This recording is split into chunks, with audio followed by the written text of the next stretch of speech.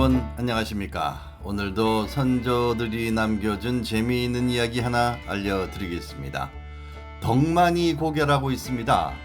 강원도 춘천시 동산면 군자리에서 신동면 혈동리로 넘어가는 곳에 있는 고개인데 해발 300여 미터입니다.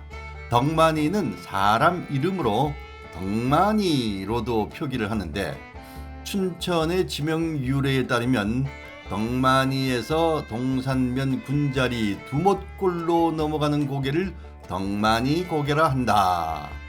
김유정의 소설에도 덕만이 고개가 나온다. 고 정리된 것으로 봐서 지역에서는 오래전부터 주민들이 많이 이용한 고개로 보입니다. 덕만이 고개는 덕만이 고개, 억만리 고개 등으로도 불리는데 이에 대한 이야기가 여럿 전합니다.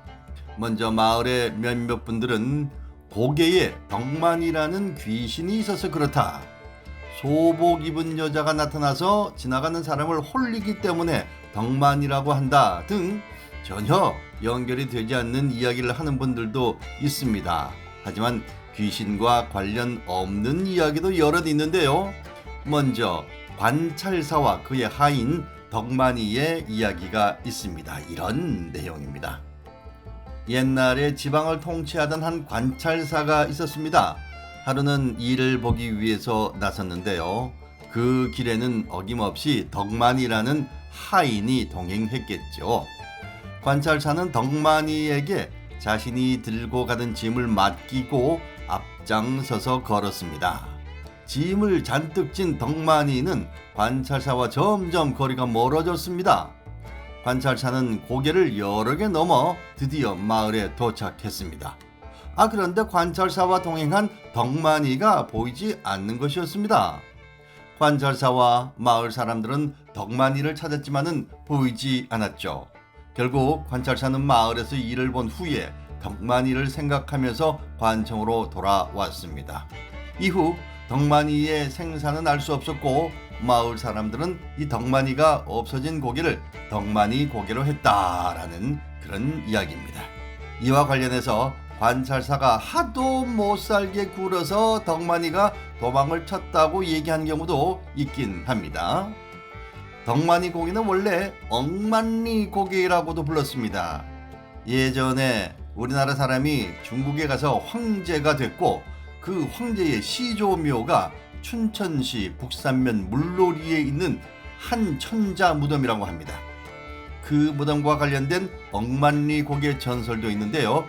이런 내용입니다. 옛날 우리나라 사신이 중국에 가서 중국의 황제를 만났습니다. 황제는 조선의 가리산에 한천 즉 한총이라는 무덤이 있는데 그곳이 짐의 시조묘다라고 얘기를 시작했습니다. 그러자 사신이 기다렸다는 듯이 알아보니까 거기 가본 사람이 없습니다. 거길 가려면 십년강 즉 신연강을 건너서 팔봉리를 지나서 구만리를 또 지나서 억만리 고개를 넘어서 소양강 쪽으로 가야 하는데 가다가 그만 지쳐서 가지 못했습니다. 그래서 가본 사람이 없습니다. 라고 대답을 했다는 겁니다. 그러자 중국의 황제는 자신의 시조묘를 찾는 것을 포기했다는 것이죠.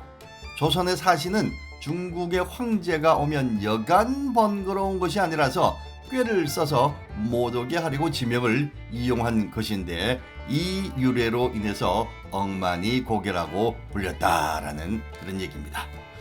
자, 관찰사의 하인이 실종된 이야기와 중국 천자가 자신의 시조를 찾는 이야기는 현실적이진 않습니다.